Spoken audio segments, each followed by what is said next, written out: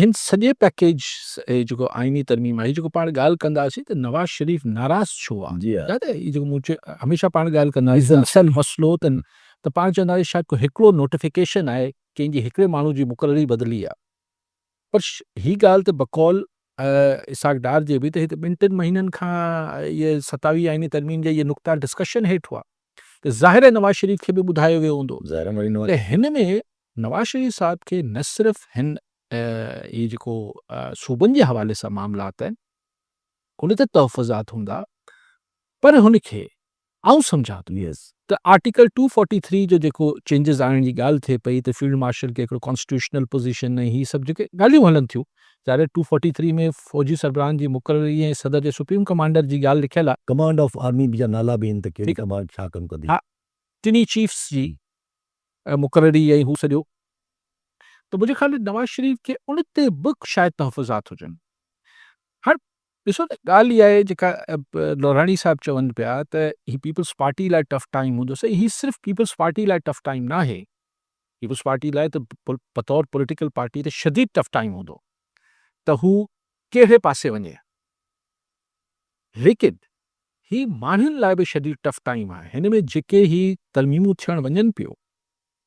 मिसाल अगरि तव्हां जुडिशल मजिस्ट्रेट एग्ज़ीक्यूटिव मजिस्ट्रेट्स खे माण्हू एतिरी अहमियत न पिया ॾियनि, ही माण्हुनि जी सिर उल्ही वेंदा, तव्हां रड़ियूं निकिरी आहिनि। रड़ियूं निकिरी वेंदियूं मुखालफ़नि जूं, या जेको थोरो सिर मतिलबु फाशिज़म जो हिकिड़ो वधीक वॾो हिकिड़ो हू वन स्टेप मोर टुवर्ड्स वेंदासीं। मतिलबु हींअर त तमामु इहे त माना एक्सट्रीम ठीकु आहे, हींअर छा ॾिसो न ख़ुदि असांजी हींअर माण्हुनि में जुडिशरी ॾे बि तहफ़ुज़ात हुजनि था त इंसाफ़ कॾहिं इंसाफ़ जे हवाले सां, पोइ त जॾहिं तव्हां इंतिज़ामी अफ़सरनि खे वरी जज ठाहींदो, ठीकु आहे, साॻी रीति जॾहिं तव्हां जॾहिं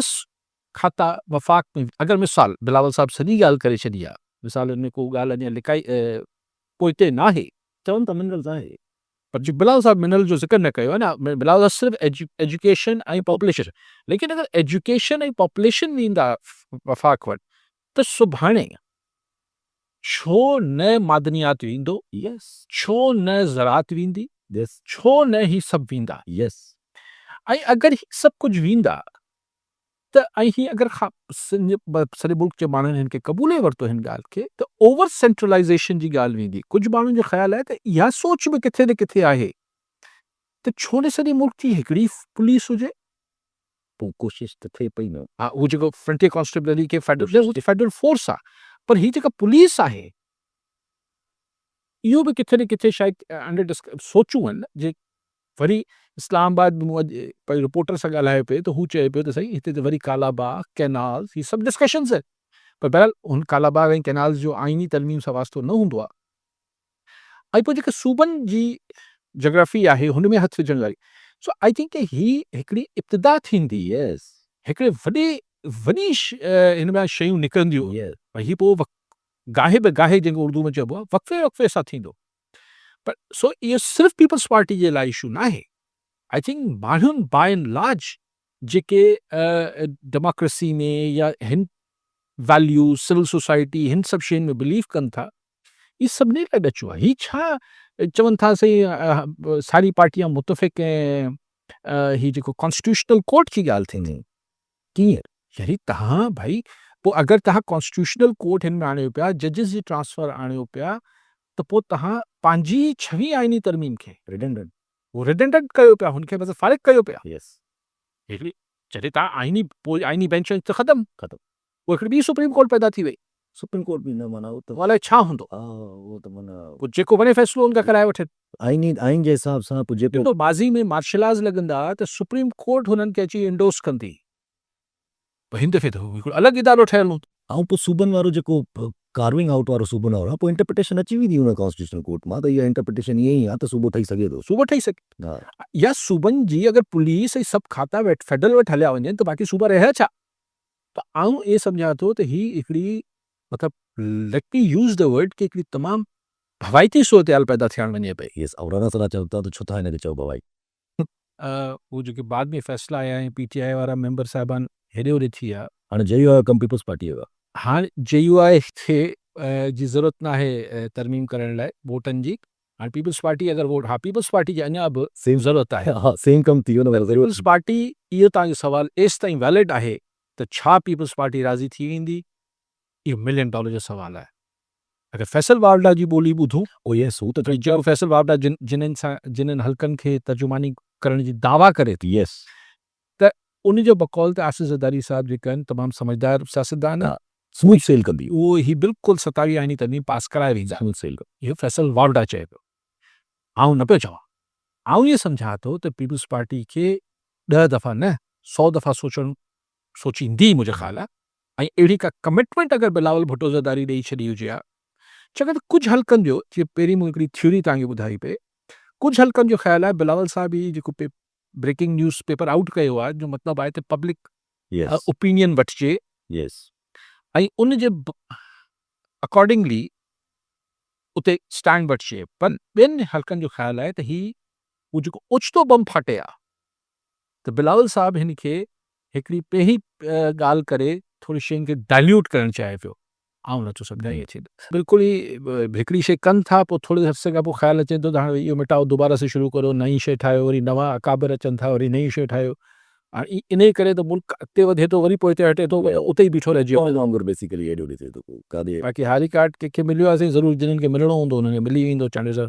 तव्हां हुन लिस्ट में शायदि न आहियो या अच्छा मेमन साहब चवनि था त इहो तहफ़ुज़ात या परेशानी ॿिए सोरी सिंधी में त ॿियनि सूबनि खे न आहे छा न वॾी आहे सर केपी के में बयानात अहिड़ा था अचनि ॾियो मां उहो ई गुज़ारिश कयां पियो त हुते केपी ऐं बलुस्तान वटि शायदि एतिरो आवाज़ु हुननि जो नथो एम्पलीफाई करे इको करे उते बि इहो ई आहे ऐं हुते जी पॉलिटिकल जेका फोर्स आहे पीटीआई असां अगरि पाण केपी जी ॻाल्हि कयूं हू त सख़्ती सां मुखालफ़त करे पई त पॉलिटिकली रिप्रेज़ेंट त हू पई करे पीटीआई उहो त मुखालफ़त करे पई इहो एक्चुअली पंजाब खे बि नुक़सानु आहे इहो चवणु त पंजाब खे फ़ाइदो आहे बेसिकली यस कीअं यस यस अगरि असिस्टेंट कमिश्नर हिते जेको दादू में या मेपो ख़ासि में कंदो उहो साहिवाल जेल में छो न कंदो ठीक है एग्जैक्टली यस यस उहो मरियम नवाज़ जे चवण खां ॿाहिरि ॾींदो छा नवीं तो सवाल ही बता या अगरि पैसा कटबा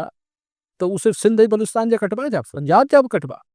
या सो ऐं हुनखे कई सां इख़्तियारात अगरि मथे वेंदा ऐं कहिड़ी ॾिसो आउं अञा बि थोरो छिरकियल आहियां जॾहिं की काफ़ी माण्हुनि मूंखे चयो त हिन हिन मरहले में जोग्राफिकल मामलात जेके आहिनि सूबनि खे ही सिर्फ़ु भउ ॾेखारे असुलु इहो ई आहे जेको बिलावल साहब चयो आहे हू न आहे फ़िलहालु वधि में वधि हिन में मादनियात ओचितो अची वेंदो एजुकेशन पॉपुलेशन एंड मिनरल्स अची वेंदो पर सूबनि वारी न आहे लेकिन सभिनी जो इहो ख़्यालु आहे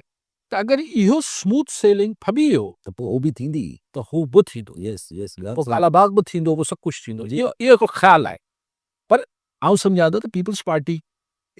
एनएफसी यानी प्रोविंशियल राइट्स ते हिते हिकु ॾींहुं असद केसर साहब खां जॾहिं कल्ह इंटरव्यू थियो त माना तव्हां छा था सम्झो त उन्हनि चयो त पीपल्स पार्टी खे बि तहफ़ुज़ात हूंदा असांखे बि तहफ़ुज़ात न पीपल्स पार्टी अगरि ॻाल्हाइणु चाहे त ॻाल्हाइण लाइ तयारु उहो त ठीकु आहे उहो त ॻाल्हाइण ॾिसो हू हुननि सां इतिहाद करे थी पीपल्स पार्टी मतिलबु इहो को पाण सभु सम्झूं था त ख़ुदि नवाज़ शरीफ़ सां बि ॻाल्हाईं त हू ॻाल्हाइण लाइ तयारु थी वेंदो हीअ त शहबाज़ लीक करे पई गवर्नमेंट लीक करे पई रादर अगरि तव्हां नवाज़ शरीफ़ खां दिलि ते हथु रखी पुछंदो हू शदीद मुखालिफ़ हूंदो यस किथे न किथे इहो बम फाटे न यस सो इहो जेको आहे पीपल्स पार्टी पीटीआई सां ॻाल्हाए न ॻाल्हाए पीटीआई पीपल्स पार्टी अगरि पंहिंजे मुंहुं ई चए थी असांखे क़बूल न आहे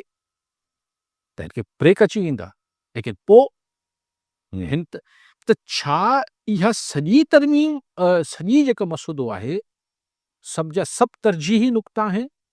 या हिन मां हिकिड़ो ई नुक़्तो यस आहे कंसेंसस लाइ उहो छा चइबो आहे त मेलो रचायो वञे पियो कंहिं हिकिड़े नुक़्ते लाइ ऐं बाक़ी सिर्फ़ु ॾेखारे इहो ॿियो हिकिड़ो सुवालु आहे उन सां माण्हू थधो थी वञे थो चलो अब हू मसइलो आहे माण्हू चवनि था त पीपल्स पार्टी खे इहो एनएफसी इन करे ॾिनो वियो आहे त जीअं पीपल्स पार्टी सुभाणे चई सघे त एनएफसी ते असां जेको आहे उहो सभु कुझु ॾिठो पोइ हिते कराए छॾियो बसि पोइ कॉन्स्टिट्यूशनल कोर्ट ते हा करे अचे ऐं ॿियो आर्टिकल 243 ते ऐं एडमिनिस्ट्रेटिव एग्जीक्यूटिव मजिस्ट्रेट्स ते उन ते बि अञा ताईं सवाल खणनि था माण्हू त शायदि उन ते ऐं जजिस जे ट्रांसफर इन सभिनी ते मुंहिंजो ख़्यालु आहे त जॾहिं चवंदा न त असां बार्गेन करे ही तव्हांखे ही सभु कुझु बचाए ॾिनो आहे यस त ही नुक़्ता शायदि वेंदा